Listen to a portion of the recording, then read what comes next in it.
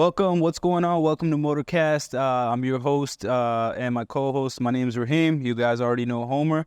And today we're going to be welcoming the owner, creator of TC Customs, who has actually recently been nominated as one of the best wrap shops in Atlanta. We'll get into that a little bit later, but welcome everybody tuning in. Always all the love and appreciation to you guys. Tam, thank you for being on today. We super appreciate you, and we're excited for all the nuggets you're going to share. And most importantly, I'm actually really excited for the story you're going to tell. So, hi, everybody. It's very good to be with you again. Again, Tam, we're very happy to have you here. And just for you to know, this is the very first guest that we're going to have in MOTORCAST. So we are very, very excited to have him. Yeah, thanks for having me, guys. So that means you have to set the bar really high, Tam. Oh, that's no problem. So Tam, I guess we'll get started like super chill. Just tell. Obviously, I know you. Homer has just met you. Yeah. Let's let everybody get to know Tam a little bit. Who is Tam? Yeah. So basically, I graduated from Georgia Tech, and after that, I had a passion for cars. I started working out of garages, and then eventually, clients they started seeing my work, and they were like, you should open your own shop. And so, eventually I started my own shop, and here we are, 10 years later. And let me ask you this: we just kind of flew through 10 years, in 10 seconds. But let's even go further back than Georgia Tech. Yeah. Like what brought you to Georgia? What got you into even being at Tech, and then. When you ask that question, what got you to Georgia? Where are you from then? So I'm actually from Bangladesh. Okay. I'm actually from all over the place, really. I was born in Texas, Houston. I lived there for like 7 years. My dad was finishing his PhD. Moved back to Bangladesh. Over there, I stayed there for about 11, 12 years. And then, I came back, joined a boarding school, finished my education here, went to college. And after that, I've just been here ever since. So take us through, I guess I imagine the first 7 years at Texas, maybe they were those pretty impactful, or was it Bangladesh moving back to the United States that was the most impactful? I think Bangladesh was the most impactful because like when you're there, you really understand like the difference in cultures between the U.S. and basically any other country. Especially Bangladesh being a third world country, you can really see the difference, and you're able to help the country more when you're out of the country, surprisingly. What do you mean by that? So it's like with the income that you generate over there, it's not much you can do. But with whatever income you generate over here, you can help your people over there. So, whether it be helping your family out or even donating money to people who need it there, like charities, organizations, just to help people out. So, I feel like my life would be very different if I was in Bangladesh right now versus me being in America. So walk us through. I would love to kind of get a walkthrough, even though I know you, I don't think I've ever had a walkthrough of your time in Bangladesh and then you coming back here. I think just moving from the junior high that you went to the high school you go to and meeting all those people, that's insane. So moving from one country to a whole nother and then adapting again, what was that like for you? So when you're in Bangladesh, everyone pretty much has the same mindset. You're going to the same school, same people, same family upbringing, same cultural background, all that stuff. Now, coming to America, when I went to a boarding school, it's not just like one specific demographic there. You have like Chinese people, like Koreans, pretty much it was so diverse when I went in there that it honestly felt like home. Because me going back, I'm already a minority, and me going to a boarding school, it was just a bunch of diverse people there. So I fit right in, and then that's where I started getting accustomed to the U.S. culture, along with other cultures, and that's why I was able to, adapt and cope so well with moving countries and being somewhere without my family. And tell me a little bit about like the boarding school bit. Like you're probably one of the only people I know ever that's been to boarding school. Yeah, right? Dude, I loved it. Yeah, I loved it. What was that about? And how do you think your parents, I imagine, chose that for you, right? They didn't really choose it for me. I chose it for myself. Okay. So I have an older sister. And put it in perspective for me. What age is this happening, boarding school? This is when I was 18. 18. So like those people are going to college, Yeah, you were going to boarding school. Yeah. So I guess the biggest thing is when you're in Taka, like the average age when people go to college over there would be like 19, 20. You see what I'm saying? So like everything's a little pushed back over there. So when I came over here, I was a little older for my grade, older for the people around me, about a year or two.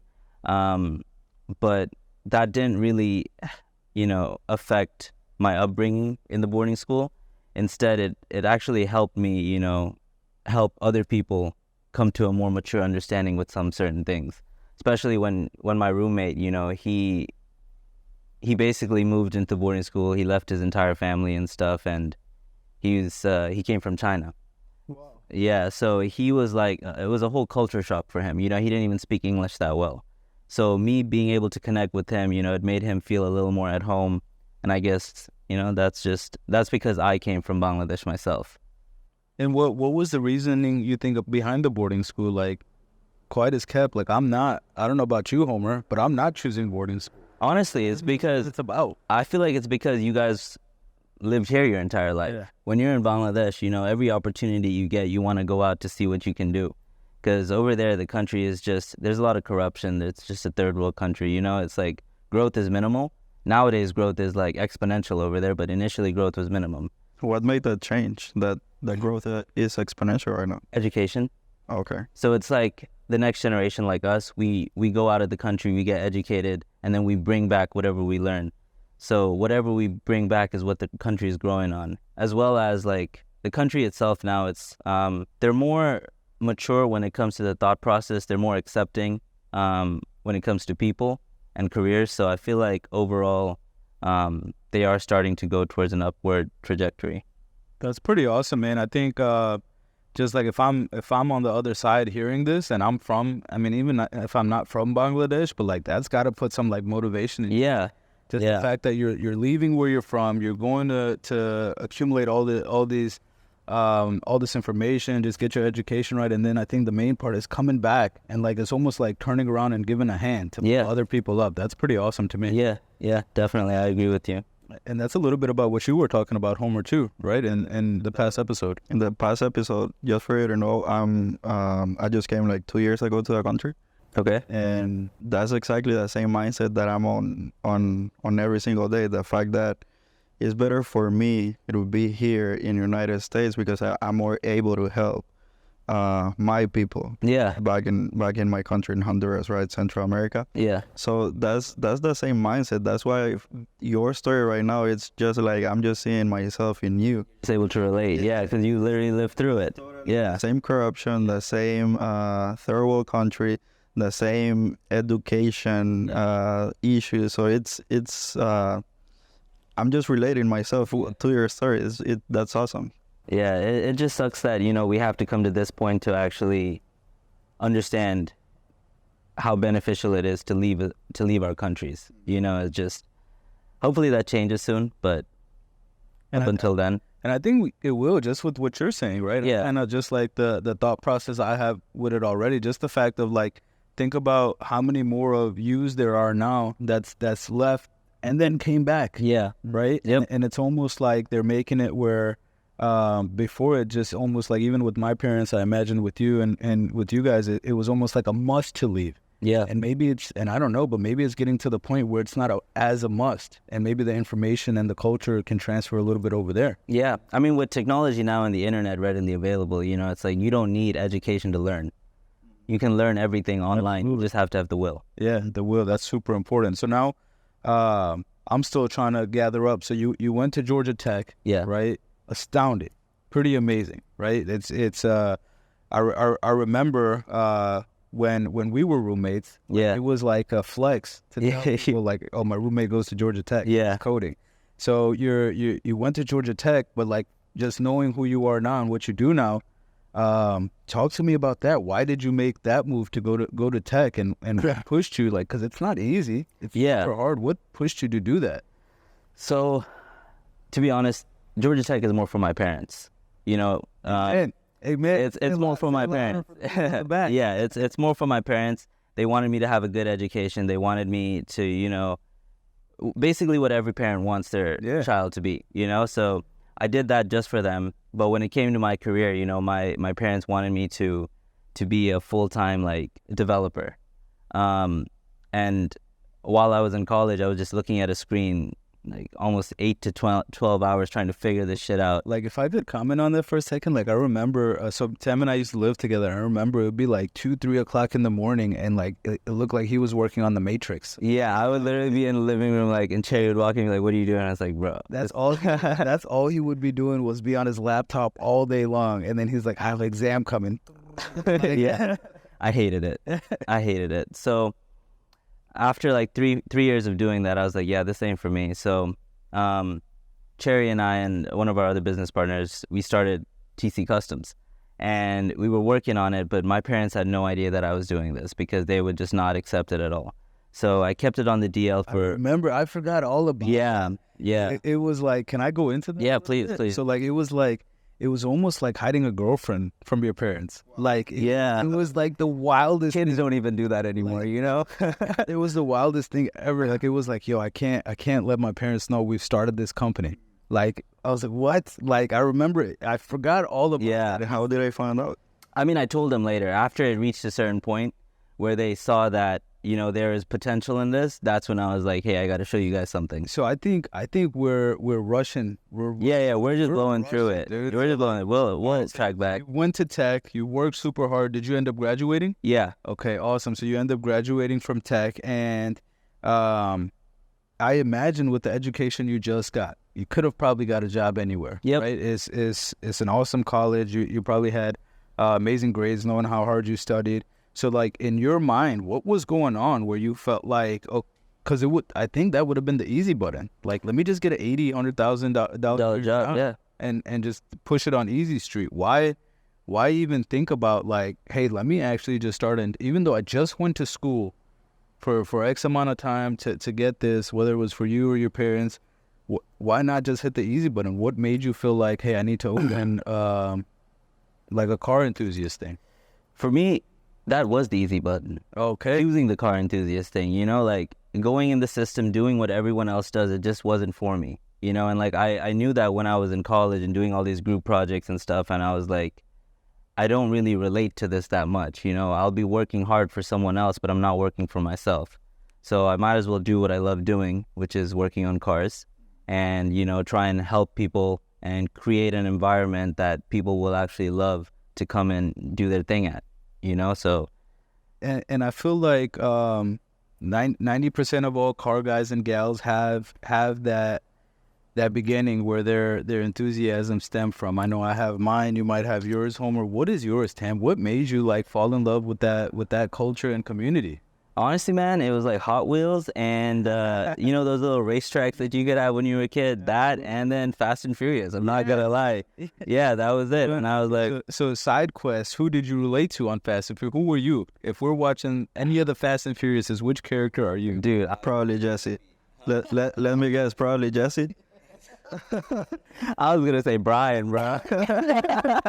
You know what's funny? Like, if we were just talking about that one, sure, but I feel like if we're talking about all the Fast and Furious, you give me Han vibes. Really? I think he gives... You know Han? That's because I'm Asian, bro. That's only it. I think it's the hair. I think it's the fact that you have an RC and he had an LFA. Yeah. I think it's the fact that he was super calm, cool, collected. Yeah. He's always eating snacks. I don't think I've ever seen you have a full meal. Yeah, I'm always eating snacks. Yeah, that was true. Definitely give me Han vibes. Yeah. I won't take away Brian from you. Yeah. But I think you give me Han. All right, I'll get Toretto. Okay. But you got to shave your head first.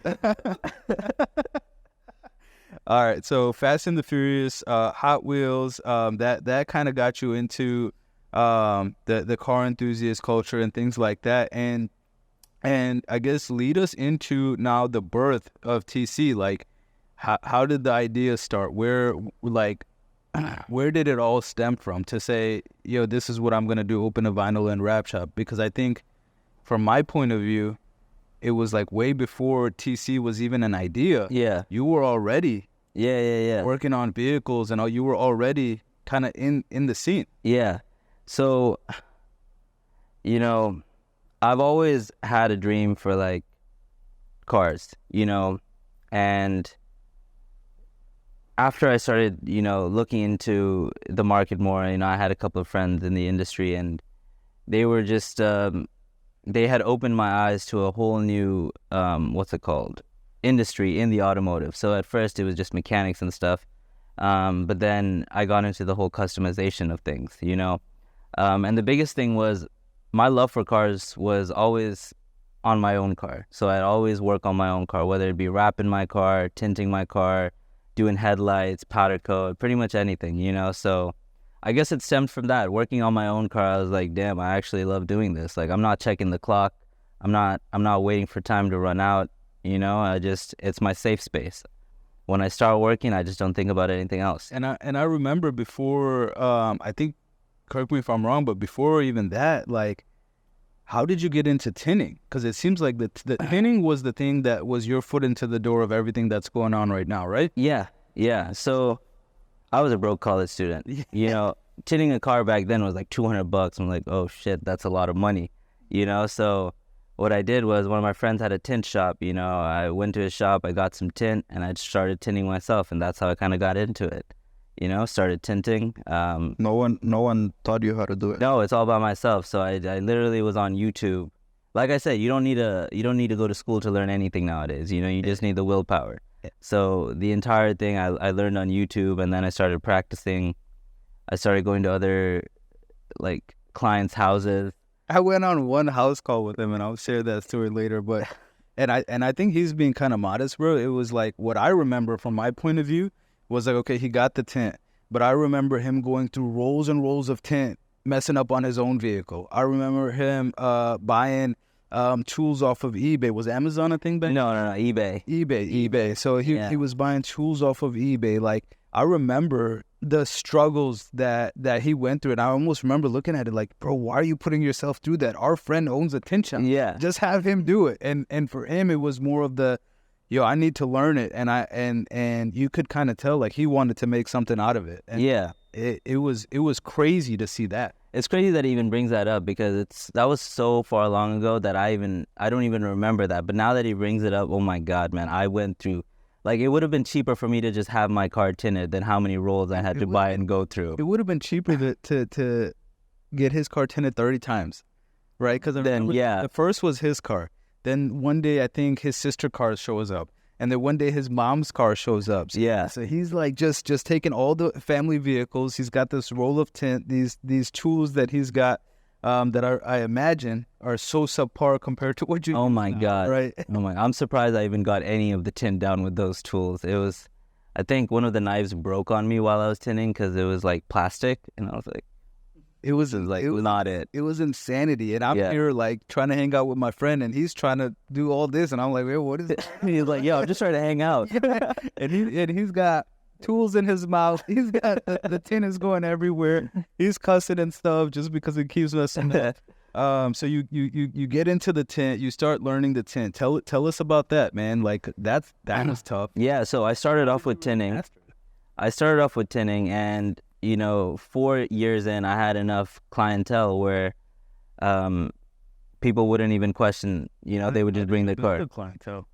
Facebook Marketplace, because I didn't have any funds to advertise on Google or anything. So most of the clients that we had brought in were through Marketplace, whether it be Facebook, Craigslist, word of mouth, flyers, however we could, we brought them in. So I want to know about the hustle. I want to relive the hustle that I went through. So what was happening? People were calling your phone, you were showing up, you were contacting people, what was going on? So everything was from my phone, Facebook Marketplace, you post a couple of ads. And with Marketplace, I don't know if you guys posted before, probably have. Yeah. But you just don't post on the Marketplace and it's there. You got to post in groups. You got to join these groups. You got to post in different zip codes. You know what I mean? You got to basically grab the attention of the client that you want. So we did that in a lot of ways. I know, starting off, it was difficult because we didn't really have a lot of cars that we did. So our profile would have a couple of cars that we did and one or two straight off Google, just to trust us, and now we don't have that issue. Now we have a whole library of just content and cars and just testimonies about where we've come and how good of work we do.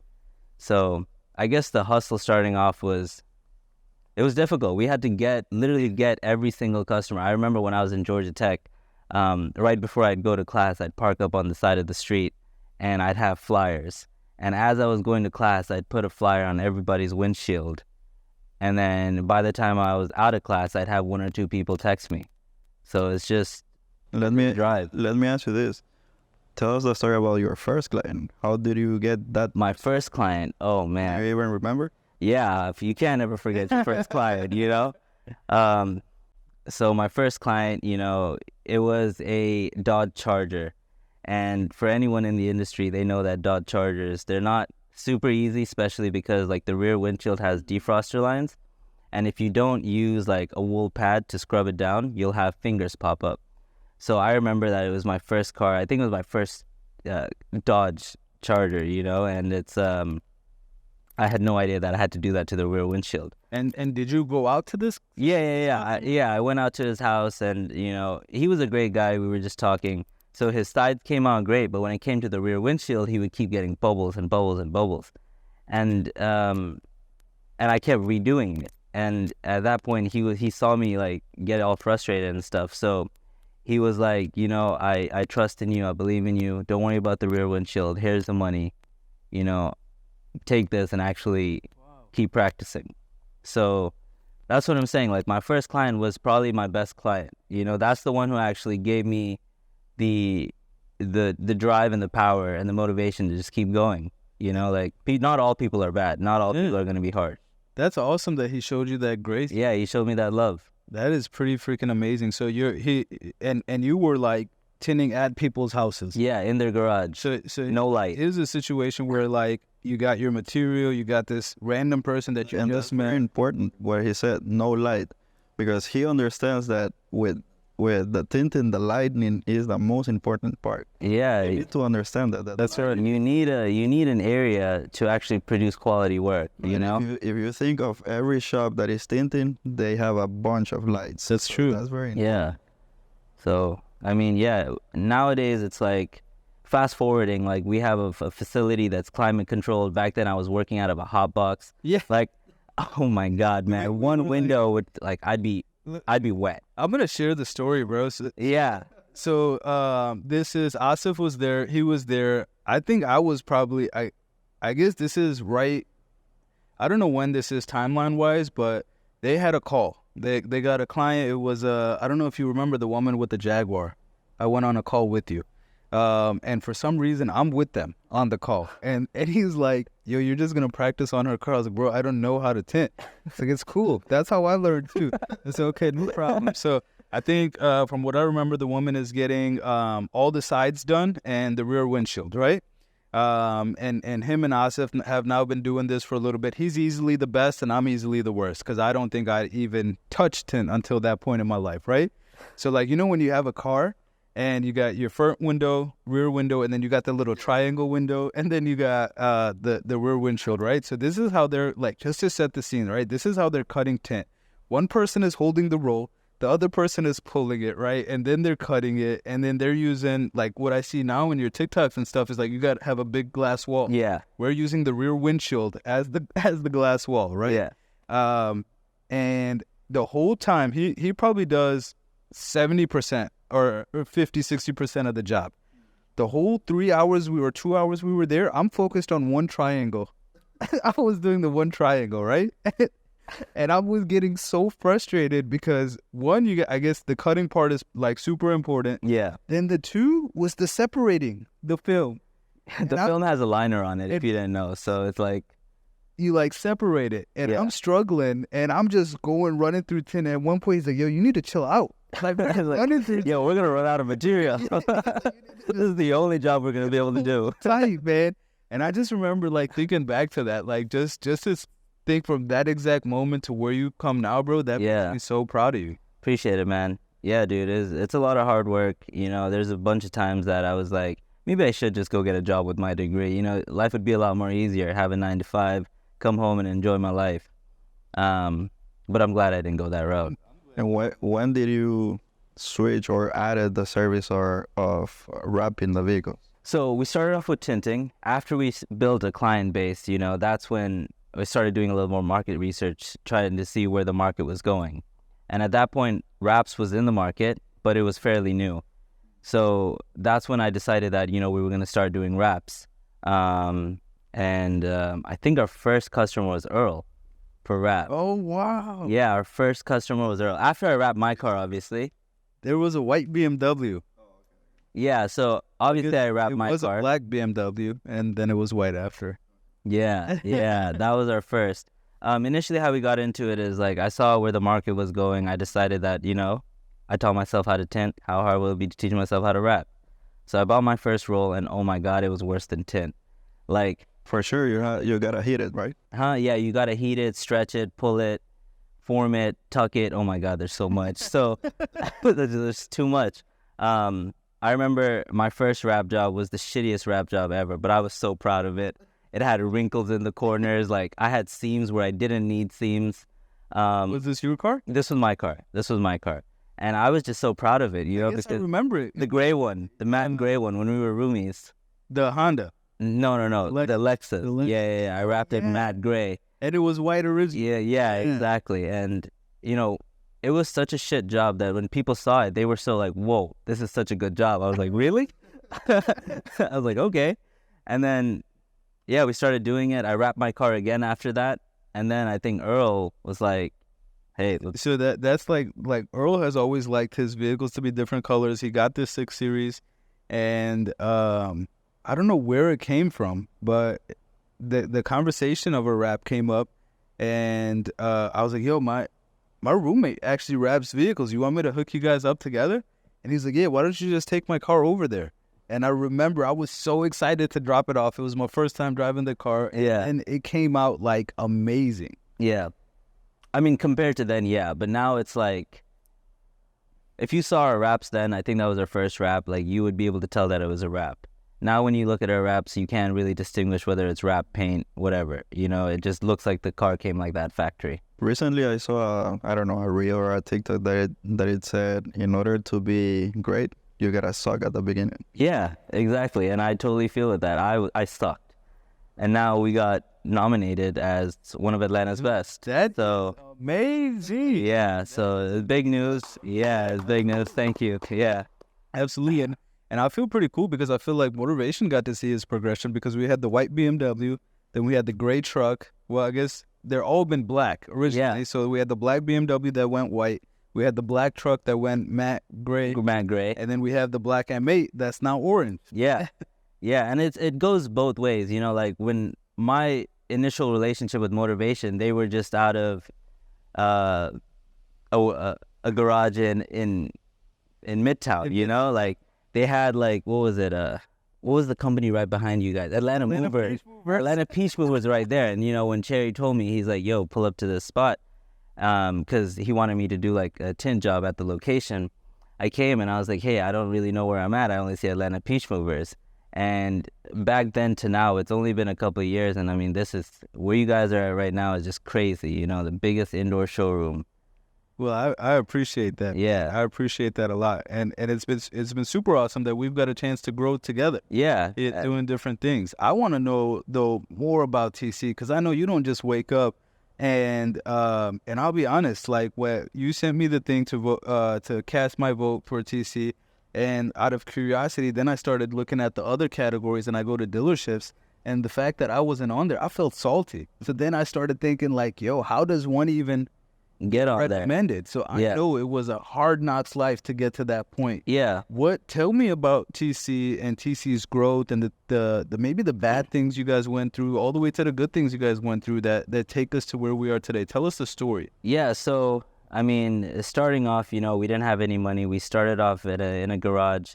That's when Cherry was with us, and even though it was a great garage, it was kind of ghetto. It was scary, you know. Like I remember, none of us would want to be there after like 9 p.m. alone. It was one of those. Rent was $600 for like a 5-car garage. That's like unimaginable. That was awesome. Yeah, because I remember the main thing that the worry was like, yo, where are we gonna find a place where we could bring cars that's not super expensive? Yeah. At 600 with 3 people, you can figure out how to find 200 bucks a month. Yeah. You know what I mean? That wasn't an issue. So we did that for a couple of years, and then, you know, our lease ended there, and we wanted to get out of there too, because like the road was gravel, and a lot of clients that we would bring in, they would be a little higher clientele, you know, so they wouldn't feel comfortable pulling in there and leaving their car there with us. So after like a year of that, we moved out. I remember my father was getting into the automotive industry too. He does import and export of engines.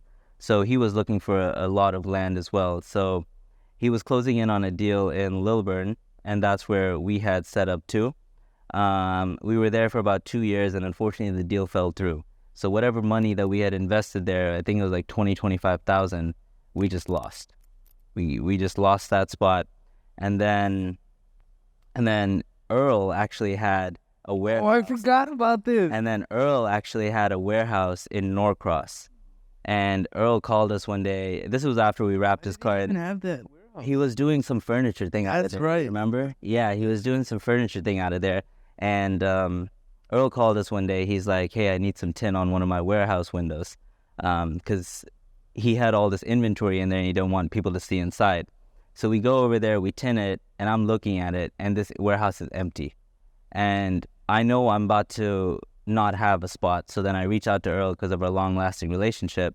I was like, hey, what if I, you know, sublease this from you, or like we could work something out?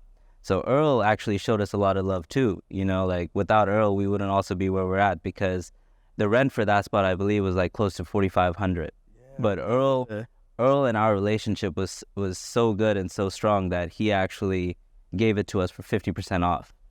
So instead of us paying like $5,000 a month, we were only paying like $2,500. So once we moved into that spot is really where we started growing. You know, we were able to start bringing a higher clientele. We were able to start advertising on Google. And that's literally when we started taking off, you know, and then Earl's lease ended there. How many years? We were there for maybe a year or two. How many years ago was this? 5 years. Yeah, 6 years ago. So after that, not even here yet. That's Yeah. how long ago it was. yeah. So after Earl's lease ended, we were able to actually get our own spot finally, because we were able to build that clientele. So after that, we moved into the spot that we're at now. Initially, we had one side, and then we got two sides, and then we broke down both sides to make it one big spot. So now we're there, and hopefully we're looking to purchase some land and, you know, set up a nice Awesome, big man. spot. And I think you made it sound a lot easier than what it was. What were some of the trials and tribulations like? Because it was, Oh yeah, you know, and I'm just kind of throwing some stuff out there, but like it had to have been some customer complaints, some business partner fights, some employee issues, some, Yeah. you know, and especially during COVID, I imagine there was probably some supply and demand issues. yeah, definitely. So as crazy as it may sound, COVID was actually a blessing for us, but we'll get into that later. So initially, while we were at Earl's spot, you know, like being in business with anyone, like we're human, we're going to fight no matter what, you know, it's how you work through the fights. So that wasn't really a big issue, but the main issue that we had was like the people that we were hiring, they didn't really care about the work. They just cared about a paycheck.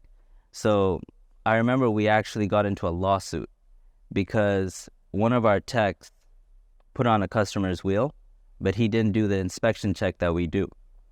So this wheel, while the customer picked up his car, it was a Mercedes, he just got it fully wrapped, and he was driving down the highway and his wheel flew off. Oh my God. And I was like, what the heck? I get this call and he's obviously pissed. And Was he okay? yeah, he was okay. Everything was good, but like his car was totaled, you know? So we all got it sorted out, obviously, you know. It didn't get to the lawsuit. We were able to cover all the expenses. We did take liability for the full thing. He's still our customer. He still brings all his cars to us. And I believe it's because the relationship we created with him. Like, you know, I know Cherry and I were talking earlier. It's not really about the product, but it's more about the relationship you create with someone. And even though, you know, him and I, we had a bad experience, we were able to look past that and still be in business and have this relationship, you know. He recently invited us over to his house. Just didn't talk to him, about some other investments and stuff. So like, yeah, I feel like that was probably the most stressful part of owning this. You know, like you never want a car getting totaled after leaving from your shop, you know? So we actually also had another lawsuit, but this was on the customer. So this customer had spacers on his car and it was like completely decked out. So after we worked on it, his tires flew off, but after an investigation, it showed that his parts were faulty. His spacer broke, not his tire, it wasn't put on incorrectly. So he was trying to come after us to get some cash, but after the investigation, we were good. You know, because after that first incident, we made sure that we did our inspections and everything. We did our tests. So, But I bet, like, while you were getting that call, you were like, not again. yeah, I was like, this is impossible. Like, this I checked over it. I know it didn't happen. That's insane. Yeah. You guys had some employee issues. You guys had some client issues. What about, like, did you have ever anything like that was, like, kind of brought on just by you? Like, did you ever just feel like, yo, this is just too tough? Did you ever have any days where you're like, yo, let me just hang up the cape for a second? I mean, I still have those days. And how do you deal with that? I mean, passion. Like once you turn your passion into a career, it doesn't feel like you're working anymore. So for me, it's not work. I'm there. I sleep at the shop sometimes. I'm there like 24 hours. Even when I'm not there, I'm there. You know what I mean? I'm working 24/7 and it doesn't seem like work to me. So yeah, sometimes I'm like, my life could have been easier, but I wouldn't have enjoyed it as much as I do now. Yeah. Awesome. So I guess on that note, what do you enjoy the most about it? Or maybe what are your top 2 or 3 things that you like love about TC Customs? I love the name. Yeah, the name is great. Cherry and I actually came up with the name when we first started out. I remember we were on Word because we couldn't hire a graphic designer to make our logo. So I was on Word and I... Imagine like we were on a PowerPoint screen. Yeah. Unfortunately, we didn't have Clippy back then. I don't know if you guys remember Clippy, but Clippy could have helped. But I remember we were on Word and we had like created like a T and then a C, and then we kind of like copied and pasted them to put together. And we had a separate text box of like customs that we like moved in between the C. Anyway, like we have a logo now. It's good. It's professional. And similar to the first rap job, me and him were like, yo, this is amazing. Yeah. Yeah. But now looking at it, you know, that was just... So what are some of your favorite parts about TC? Obviously your journey through TC. Obviously the clients that we make, you know, I don't really see a client as a client anymore, more as a friend. You know, like I have all my clients saved on my phone and I can just call them whenever and have a normal conversation with them. You know, it's not just about the cars anymore. They're welcome to hit me up about any problems that they have and I'm just there to help. That's one thing. Obviously, the fact of working on cars, like if you scrap everything else that comes along with the business of me just working on a car and not thinking about anything else, that is the takeaway from me. And obviously being able to like go anywhere and just people recognize you for the work you do. So those would be like the top 3 things that... Absolutely. It was funny because I had I don't know, you remember Frank who came to your shop? He dropped off some little gas. Yeah. And when I went up to him, I was like, yo, I actually need you to drop something off somewhere. He's like, okay, where do I need to go? And as I was typing it in, he said, oh, I know that place. Yeah. So how do you know that place? He's like, yeah, a lot of my friends got their vehicles right from there. And I felt like that was like a full circle moment. Hell yeah. It was just like somebody that I thought was going to just think this is somewhere they're going. Yeah. Right? And to be like, yo, I actually know that place because other people do business there. And then for me to be like, well, I'm actually friends with the owner. You know? Yeah. I mean, I can find it all worked out. Yeah, it all works out. And crazy enough, that's how it is with a lot of our customers. Like, they come to me and they're like, yeah, my friend so-and-so got their stuff done from here. So, you know, they said you were great, your customer service, your work, everything. So we're here. That's awesome, man. Yeah. So up to this point, we got TC Customs just got nominated as the best tin and vinyl wrap shop. Yeah. In Atlanta. What do you imagine is next for TC, and most importantly, what do you imagine is next for you? What are you hoping to achieve next? So that's a loaded question. First of all, just because you know, you could have asked me this question last year, and my answer would be completely different. What would have been last year? Last year, I was actually looking to open multiple locations. But being in the industry so long, and you know, I kind of know a lot of people who own shops just like me, and the more people I know, the more I see that everyone has one thing in common. No one has a life in this industry. Everyone is too busy working, grinding, that they forget to actually enjoy themselves. So when I was in Dhaka this past winter, I was gone for like 3 months. It was very difficult for me to like manage the business and run the business and see what all is happening. So I actually developed a software that goes hand in hand with this. And it helps me manage my employees, the workflow that's happening in the shop, the inventory, pretty much everything all in one system. And since I did that, it's like my life has been a lot easier, you know, just because I'm able to have everything on one platform that gives me all the data that I need to forecast or perform however I want to perform.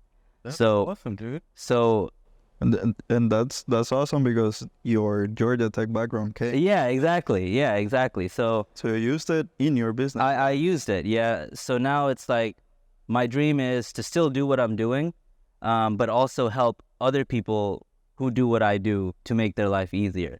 So now I'm working full time on this software as well as TC, to try and grow the software to a point where like anyone like me can just leave the country and still have a full 360 management platform so that they can see exactly what's happening, employee efficiency, you know, all the way down to customer complaints. So it's all in one. And I think, from my opinion, the reason that I know it's gonna succeed is a few key words that you just said. You said that the main thing you want to get out of it is to help people make their lives easier. Yeah. And just the fact that you're not doing it for yourself, Yeah. I think that for sure is gonna take you all the way. Yeah, I hope so. Right now, we do have a team of about 10 people working on it full time.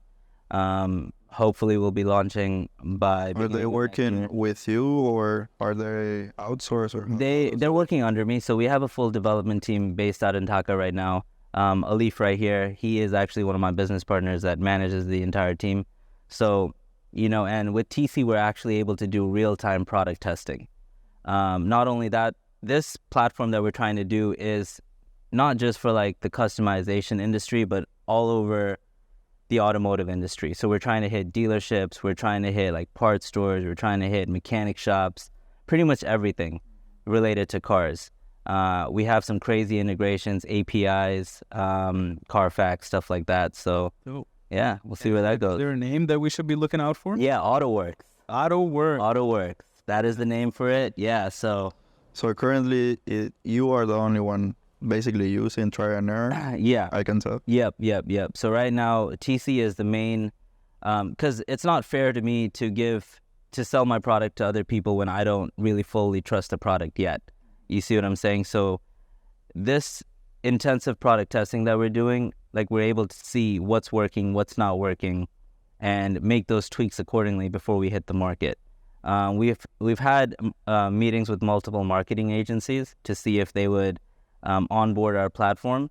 And good news is, even before our platform was done, we already had people trying to onboard the platform so that they could give to their clients.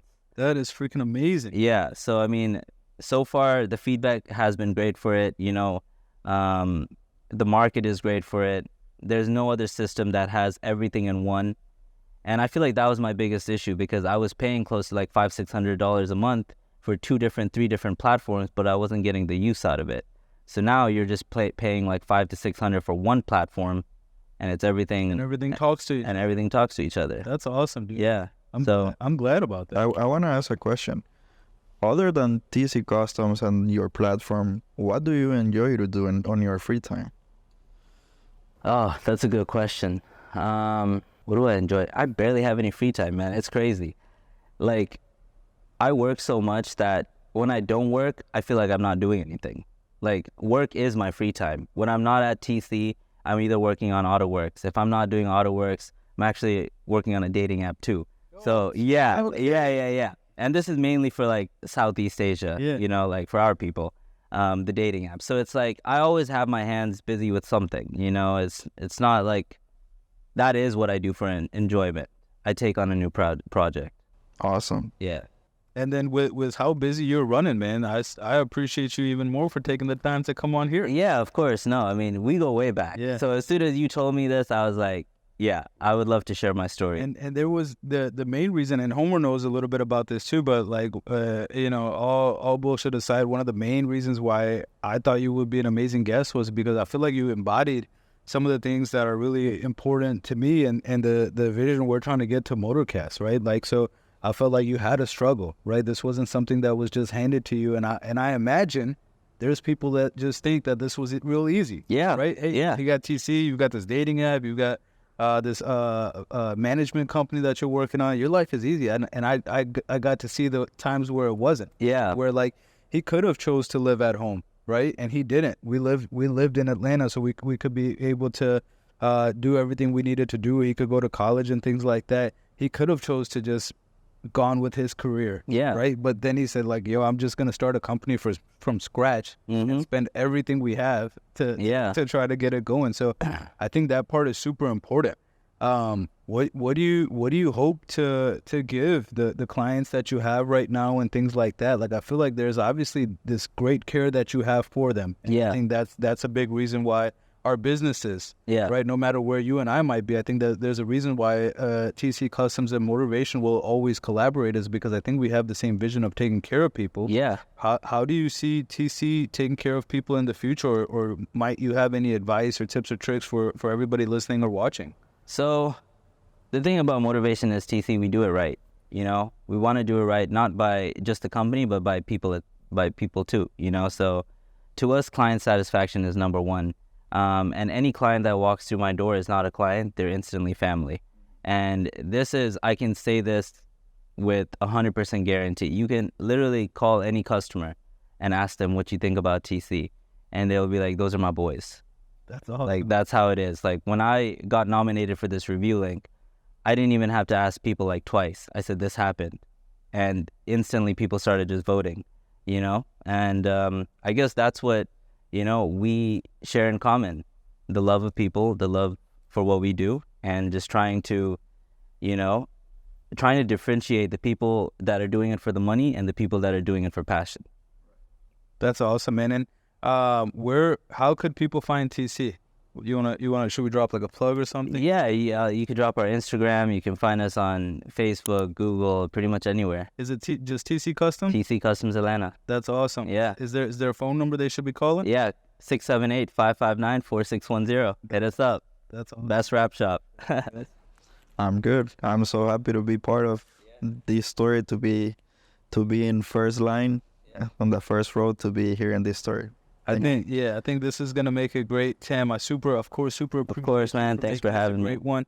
So yeah, if you need tints, vinyl wrap, powder coating, I think really any sort of custom, any type. But yeah, if you want your car to look good, hit us up. Hit up Tam. He's personally taking care of all the vehicles we send to him. He's always sending people out here to take care of our stuff here. We truly trust him and his team to make sure everything is all good.